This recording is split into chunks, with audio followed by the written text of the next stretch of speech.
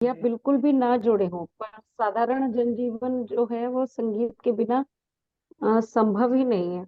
और आजकल तो आपने देखा होगा कि छोटे छोटे बच्चे हैं, यंग स्टर्स हैं, या मैं कहती हूँ कि जो अधिक आयु वर्ग के लोग हैं, वो भी अपना सबसे ज्यादा समय व्यतीत करने के लिए अगर कोई माध्यम चुनते हैं तो वो है आज का संगीत सुनना पसंद करते हैं। और संगीत को वो तभी सुन पा रहे हैं आसानी से, क्योंकि हमारे विज्ञान ने इतनी तरक्की कर ली है कि उनके पास हर साधन उपलब्ध है।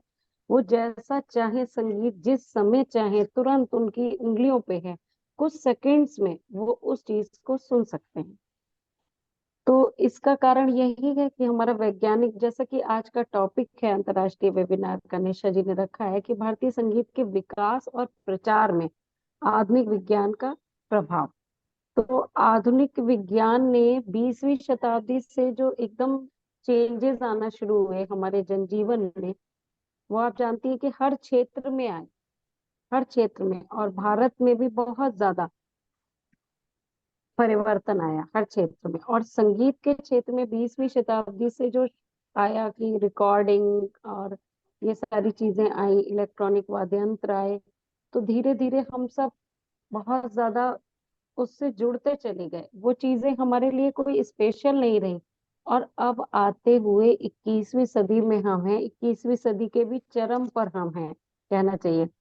तो भारतवर्ष में भी सारी सुविधाएं उपलब्ध हैं, हम सब उससे अछूते रह ही नहीं सकते अब। जो विज्ञान का प्रभाव है और संगीत पर इसका प्रभाव इसलिए अधिक से अधिक है क्योंकि ध्वनि विज्ञान है, और हमारे सारे इलेक्ट्रॉनिक माध्यम हैं, हमारे पास संचार माध्यम है, सूचना प्रौद्योगिकी है, और अब लेटेस्ट हमारे पास आर्टिफिशियल इंटेलिजेंसी है।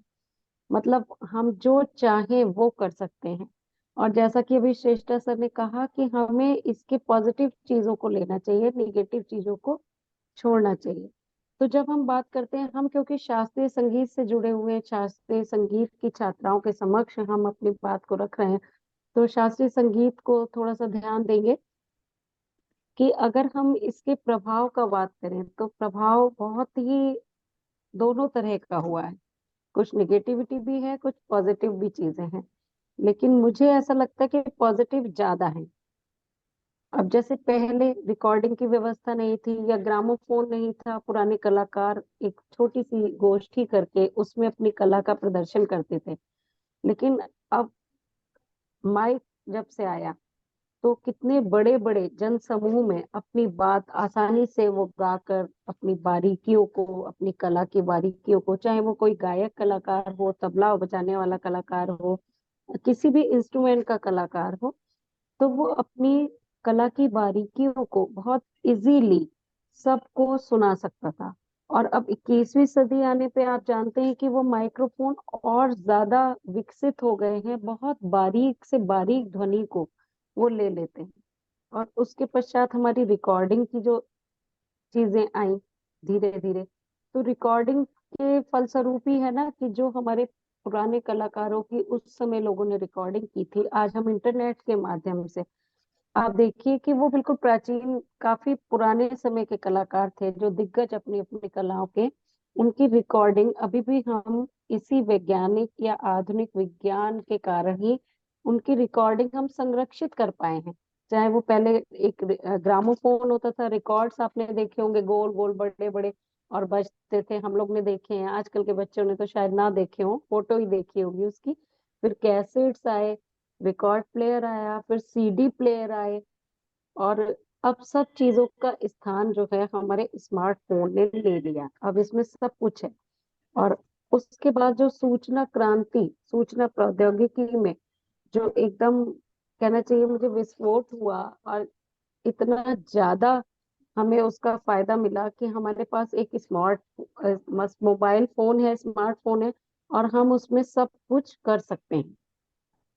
हम किसी की भी रिकॉर्डिंग जो संरक्षित है, अगर शास्त्रीय संगीत के विद्यार्थियों के लिए अगर वो पॉजिटिवली इसे लेंगे तो उनके लिए बहुत फायदे की चीज है। हम लोग उस समय नहीं सुन पाते थे, बहुत कम लोगों के पास छोटे से रिकॉर्ड प्लेयर होते थे। मैं जब पढ़ती थी तो मुझे याद है कि छोटा सा एक आया था, उसमें कैसे डाल के रिकॉर्ड कर लेते थे, निशा जी को भी याद होगा।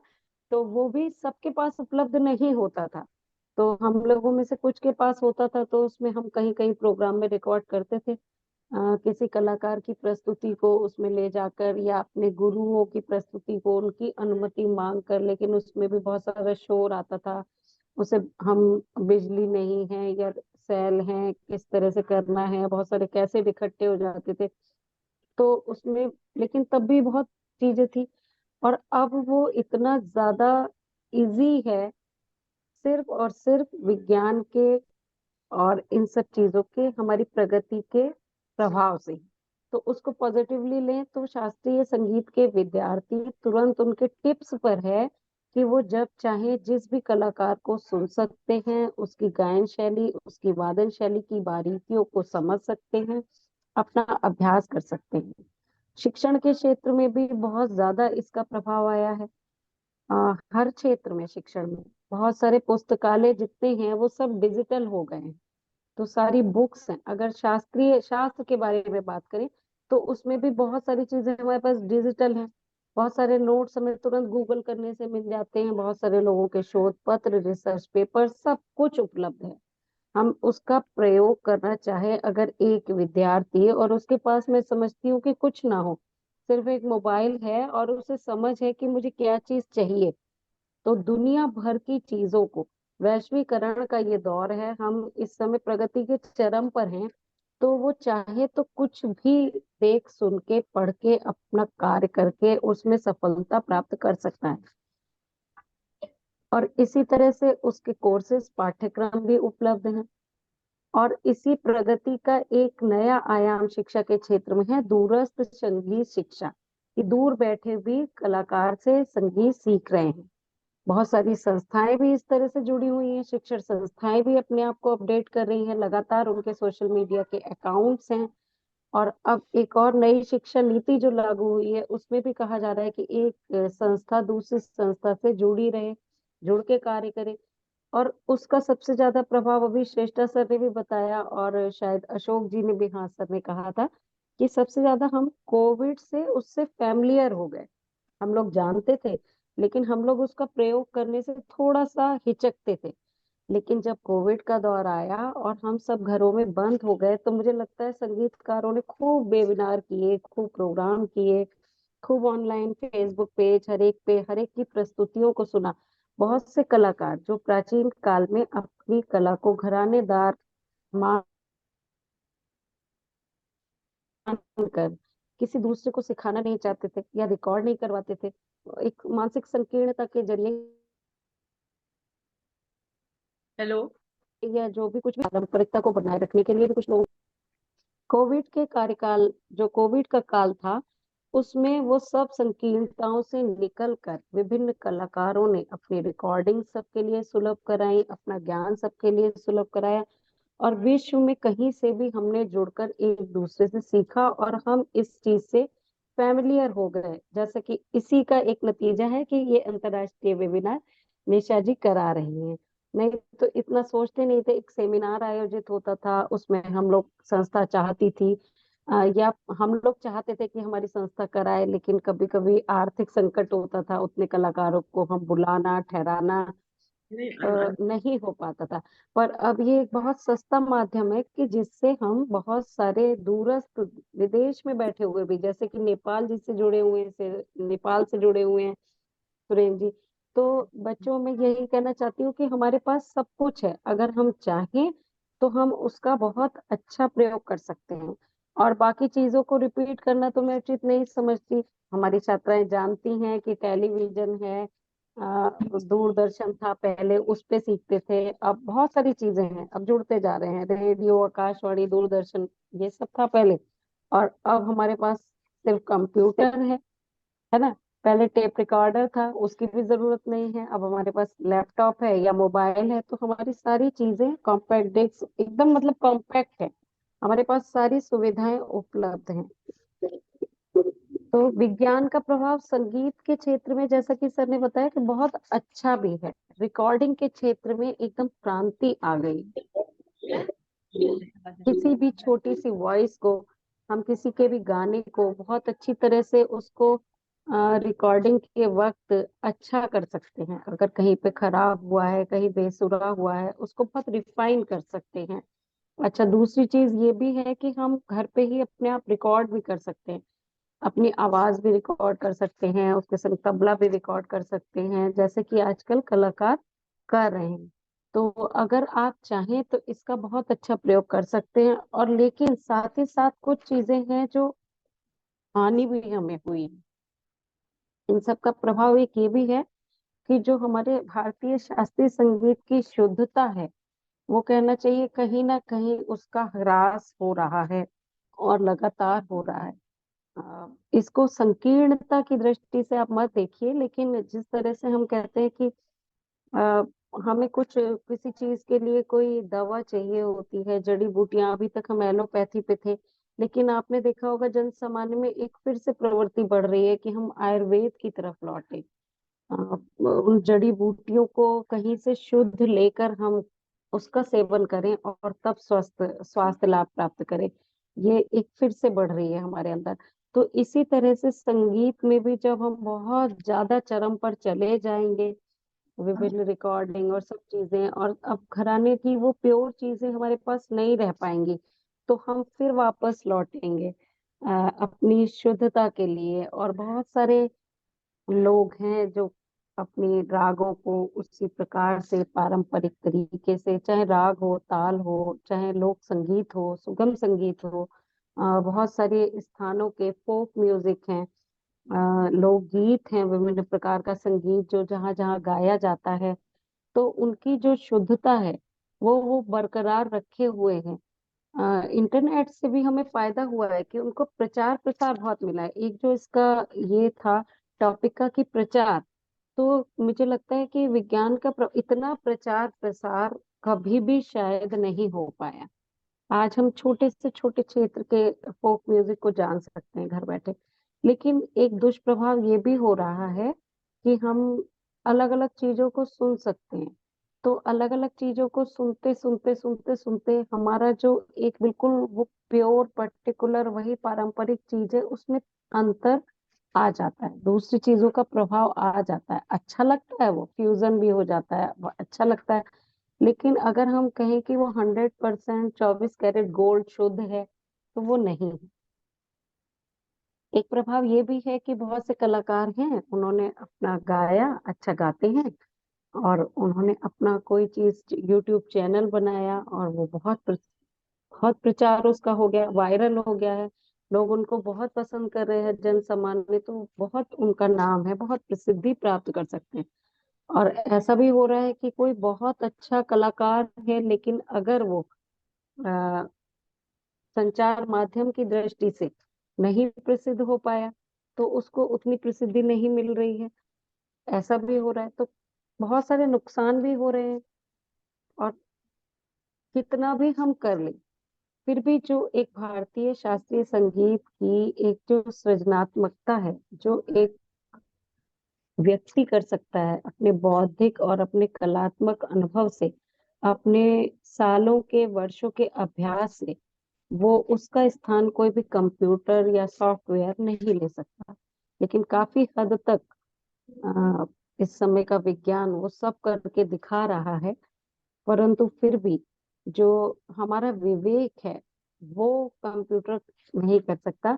तो विज्ञान का बहुत ज्यादा हमें फायदा लेना चाहिए, लेकिन फिर भी हमें अपने विवेक पर निर्भर रहना चाहिए। बहुत सारी चीजें हैं जो इसकी फायदे की है, जैसे मैंने अभी कहा, वैश्वीकरण का दौर है, हम यहाँ बैठे कहीं से भी सीख सकते हैं। लेकिन ऑनलाइन सीखने के लिए पहले हमें बेसिक चीजों को सामने अपने गुरु के बैठ के अगर हमने सीखा होगा, तो हम उसमें आगे वृद्धि तो कर सकते हैं दूरस्थ संगीत शिक्षा से। क्योंकि मेरे हिसाब से अभी जैसे ये हम जूम पे बात कर रहे हैं या गूगल मीट पे बात कर रहे हैं, तो ये सब सॉफ्टवेयर या ये सब चीजें इसलिए बनी है कि हम बात कर सके।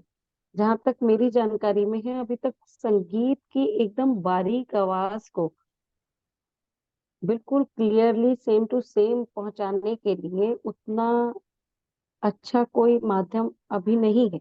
लेकिन काफी हद तक हम अपनी बात कह सकते हैं। तो अगर हम सीना बसीना गुरु के सामने बैठ के तालीम बेसिक चीजों की लें, और उसके बाद अगर यदि हमें जरूरत पड़े तो हम दूर बैठे हुए अपने गुरु से हम उस चीज को और आगे बढ़ा सकें, हम अपना अभ्यास गाकर या बजाकर रिकॉर्ड करके उनको भेज सकें और वो हमें उसमें कमियां बता दे, तो ये अच्छा है, ये बहुत अच्छा है। लेकिन अगर हम टोटली बिल्कुल शुरू से और ऑनलाइन माध्यम पे ही, मेरी दृष्टि है ये कि उसी से अगर किसी बच्चे को बेसिक कराएं और पूरा ही ऑनलाइन उसे सिखाएं, तो शायद जो बच्चा सामने गुरु से सीखा है उससे वो एक दर्जा 19 रह जाएगा, पीछे रह जाएगा, मुझे ऐसा लगता है। और हो सकता है कि आगे आने वाले माध्यम और ज्यादा अच्छे हों कि उससे और अच्छा भी बन सके। तो मेरा कहना यही है छात्राओं से, विशेषकर क्योंकि ये महाविद्यालय के लिए आपने आयोजित किया है, तो इसमें बहुत सारी छात्राएं जुड़ी होंगी या आगे भी आप उनको दिखाएंगे, तो उनसे कहना यही है कि वो अपनी कक्षा में आकर, अपने महाविद्यालय में जाकर अपने जो भी आपके टीचर्स हैं उनसे जरूर सीखें और अभ्यास के लिए नियमितता बरतें। मतलब निरंतर लगातार अभ्यास करें, और जो हमारे चारों तरफ वैज्ञानिक जो हमारे ये सब साधन हैं, सूचना प्रौद्योगिकी, संचार क्रांति, इंटरनेट, यूट्यूब, इतनी सारी चीजें हैं, किस किस का नाम लूं, सारे ही जानते हैं बच्चे। तो इन सब का अपने फायदे के लिए प्रयोग करें। कैसे इनसे आप और ज्यादा अपनी कला को निखार सकते हैं, कैसे किस किस लोगों से, किन किन लोगों का आप इन पे सुनकर उनसे और अच्छा प्रयोग कर सकते हैं, उसके लिए इसका प्रयोग करें तो बहुत ही बेहतर होगा। मैं समझती हूँ कि मैंने अपनी बात बहुत संक्षिप्त शब्दों में, लेकिन ज्यादातर सारी बातें मैंने रख दी हैं। बहुत डिटेल में जाने से कुछ मुझे समझ नहीं आता, थैंक यू। और सुरेंद्र सर ने भी अब तक ढूंढ लिया होगा। लेकिन बहुत ही बढ़िया ये दौर है कि मैं कहूंगी 21वीं सदी में कि हमारे वैज्ञानिक प्रभाव से, और जो विज्ञान का ही प्रभाव कहेंगे, कि इस संगीत का बहुत ज्यादा प्रचार प्रसार हुआ है, और भारतीय संगीत के लिए पूरे विश्व के लोग पागल रहते हैं। और विश्व गुरु जैसा कि भारत को कहा गया है, और यहाँ का भारतीय शास्त्रीय संगीत भी सिरमौर मैं कहती हूँ उसे कि वो है, और वो लोग उसको उसके जादू से अछूते नहीं रह पाते हैं। और इसका बहुत बड़ा योगदान जाता है हमारी सूचना प्रौद्योगिकी को, संचार माध्यमों को, विज्ञान के इस मतलब सफलता को ही जाता है कि उसने पूरे विश्व में जो हमारा प्रचार प्रसार किया है, और लोग निरंतर कलाकार उसका फायदा ले रहे हैं, बहुत अच्छे अच्छे अपने प्रयोग कर रहे हैं, जैसे सुरेंद्र सर हैं और बहुत सारे लोग ऐसे हैं। तो उससे जो प्रचार प्रसार हुआ है वो बहुत ही बढ़िया है, भारतीय संगीत के लिए बहुत अच्छा है। तो निशा जी, यहीं पे मैं अपनी वाणी को विराम देना चाहूंगी। धन्यवाद कि आपने मुझे इसके लिए आमंत्रित किया। समय कम था, फिर भी मैंने प्रयास किया है अपनी बात को रखने का। अगर कुछ त्रुटि रह गई हो तो मैं क्षमा चाहती हूँ। यहाँ आदरणीय सर जुड़े हुए हैं, और सुरेंद्र सर कुछ कहना चाहें तो अपनी बात कह के वो दिखाएं मैं हमें। कुछ बताऊंगी इस सेमिनार के बारे में कि देखिए उसका जी। सार निकला कि आधुनिक काल में विज्ञान ने निश्चित रूप संगीत को प्रभावित किया है और संगीत समारोह दोनों को ही प्रभावित किया है। इसके सब प्रभाव ज्यादातर सकारात्मक ही रहे हैं, जिसने इस परंपरा को और भी सुलभ और समृद्ध बनाया है और करीब लाया है। मैं सभी मुख्य अतिथि, विशेषकर अशोक सर, रेणु मैम और सुधा सर का हार्दिक अभिनंदन करती हूँ, और अपनी प्रिंसिपल मैम से रिक्वेस्ट करूंगी कि वो आभार व्यक्त करें हमारे मुख्य अतिथियों के लिए। उसके बाद वंदे मातरम के कार्यक्रम का समापन करूंगी। मैं प्रिंसिपल मैम से रिक्वेस्ट करूंगी कि वो आए और अपनी बात कहें। बोलिए बोलिए। धन्यवाद निशा मैडम, आपने बहुत ही अच्छा कार्यक्रम आयोजित किया। विषय बहुत अच्छा था। माइक धन्यवाद निशा मैडम, धन्यवाद, आपने इतने अच्छे कार्यक्रम का आयोजन किया। आवाज आ रही है? आवाज आ रही है? हाँ बोलिए बोलिए। मैं और विषय भी बहुत अच्छा रखा है, भारतीय संगीत के प्रचार और प्रसार में विज्ञान की भूमिका। आधुनिक विज्ञान इतना विकसित हो चुका है कि हम सभी जान रहे हैं, और उसका परिणाम है कि दूर बैठे भी एक दूसरे से संपर्क कर पा रहे हैं और अपनी बात दूसरे तक, बहुत दूर दराज और देश विदेश तक भी पहुंचा पा रहे हैं। तो यही भूमिका है आज के इस टेक्नोलॉजी की, जिसके माध्यम से हम अपनी बात रख रहे हैं। इस अवसर पर हमारे बीच आदरणीय कुलपति सर उपस्थित रहे, अशोक कुमार सर। आपने संगीत का प्रचार और प्रसार किस प्रकार हम आधुनिक विज्ञान के माध्यम से कर रहे हैं और आगे कर सकते हैं, इस विषय पर अपने विचार व्यक्त किए। आपका पूरे महाविद्यालय परिवार की ओर से स्वागत अभिनंदन के साथ ही साथ बहुत बहुत आभार। हमारे बीच पंडित सुरेंद्र कुमार श्रेष्ठा सर उपस्थित रहे। आपने भी आधुनिक विज्ञान किस प्रकार हर प्रकार से हर क्षेत्र में, संगीत में ही नहीं हर क्षेत्र में हमारा सहयोग कर रहा है, इस पर प्रकाश डाला। बहुत बहुत आभार। और हमारे बीच उपस्थित हैं वेणु मैडम, वेणु वनिता मैडम। आपने छात्राओं को बहुत बारीकी से आज के समय के और जो हमारा परंपरागत हमारी गीत है, भारतीय जो संगीत है, शास्त्रीय संगीत है, किस प्रकार उसे हम आगे बढ़ा सकते हैं, और जो भी सकारात्मक चीजें हैं, जो सकारात्मक पहलू है, उसे हम अपनाते हुए नकारात्मकता को दूर करते हुए उसमें सुधार करते हुए किस प्रकार हम आगे बढ़ सकते हैं और अपने भारतीय संगीत का प्रचार और प्रसार आधुनिक विज्ञान के माध्यम से कर सकते हैं। इस विषय पर बारीकी से चर्चा की, छात्राओं को उद्बोधित किया, उन्हें जागृत किया, प्रोत्साहित किया। इसके लिए वनिता मैडम को बहुत बहुत आभार, बहुत बहुत धन्यवाद। निशा मैडम को बहुत बहुत आभार, आपने इतने अच्छे कार्यक्रम आयोजित किए, इंटरनेशनल वेबिनार का आयोजन किया, बहुत बड़ी बात है। आपको बहुत बहुत आभार। संगीत विभाग की छात्राओं को और जिन लोगों ने जुड़कर इस कार्यक्रम को सफल बनाया है, सभी को बहुत बहुत धन्यवाद। अब मैं संगीत विभाग छात्राओं से कहूंगी आए और वंदे मातरम आइए। तब आओ, तुम्हें लाने चुप करो, चुप करो। वंदे मातरम सुजलाम सुफलाम मलयज शीतलाम सर्वशामलाम मातरम वंदे मातरम शुभ्रज्योत्स्ना पुलकितयामिनी पुलकितसुमिता द्रविडशोभिनी सुहासिनी सुमधुरभाषिणी राम राम वंदे वंदे वंदे वंदे वंदे धन्यवाद सर। सुरेंद्र सर आपका बहुत बहुत धन्यवाद। Thank you sir, thank you, welcome welcome. चलिए फिर मिलते हैं आप लोगों से।